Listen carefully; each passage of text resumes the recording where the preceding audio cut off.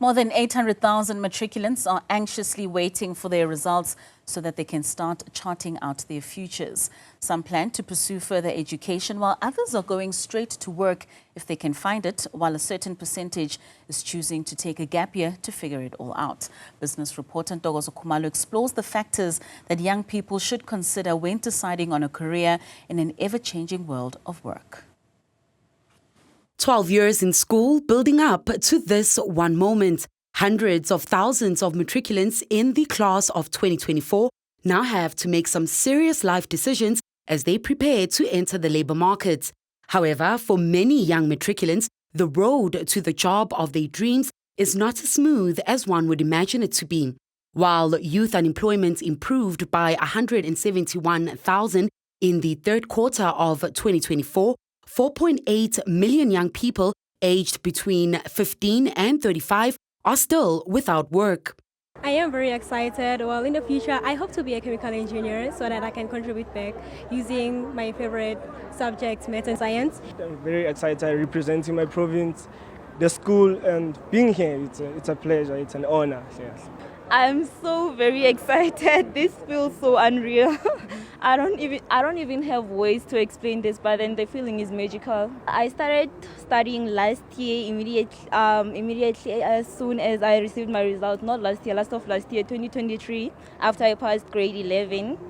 I used YouTube videos, YouTube channels, and online material. Unless you build industries that are labor intensive, you are not going to be able to deal with labor market deficiencies, especially in relation to the youth, right? Because you're talking about people who are entering the labor market who are like 2021, right?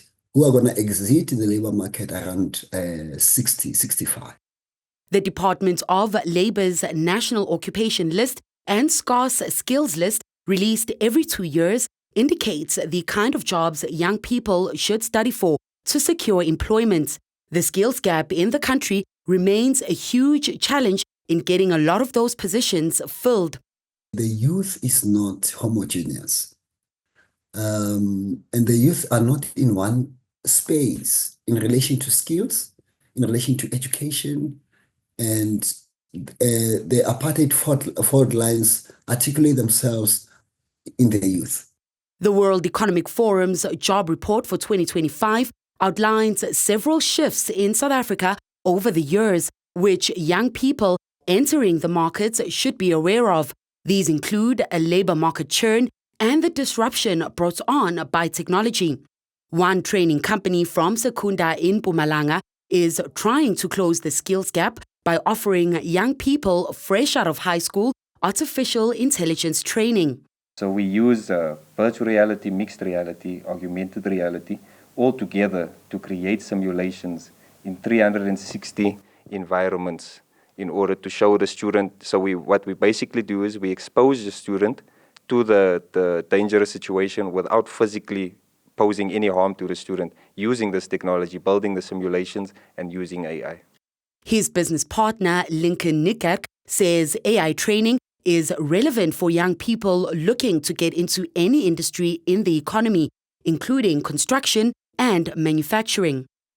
Wat ons gewoonlik ook doen, ons vat mense, ons vat jong ouetjies in en ons train hulle in programming in C++, jou beginners met Python om in te gaan. Daarvan af as hy klas hy 2 jaar by ons gemaak het of 3 jaar en dan gaan hy uit en hy gaan doen sy eie ding en hy kan verder in AI ingaan.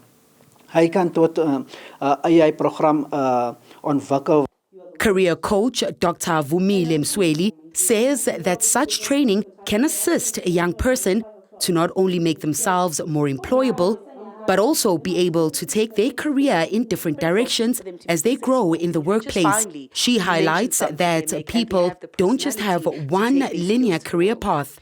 Pre-COVID, the average person had 8 careers. Post-COVID, we look at anything between 13 to 23.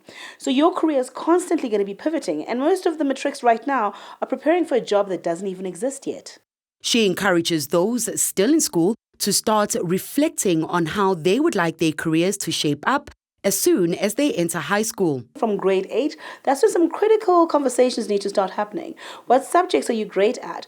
What subjects are required to get you into university? What subjects and frame of thinking do you need to start having and cultivating for you to be able to get into the career you want? Msweli urges young people to put themselves out there well before the matric year to discover earlier the kind of career or careers they would like to pursue over their 40-plus years of work. She also encourages those who can to start businesses that can one day shape other young people's careers. For Newzroom Afrika on Channel 405, I'm Ntokozo Khumalo in Johannesburg.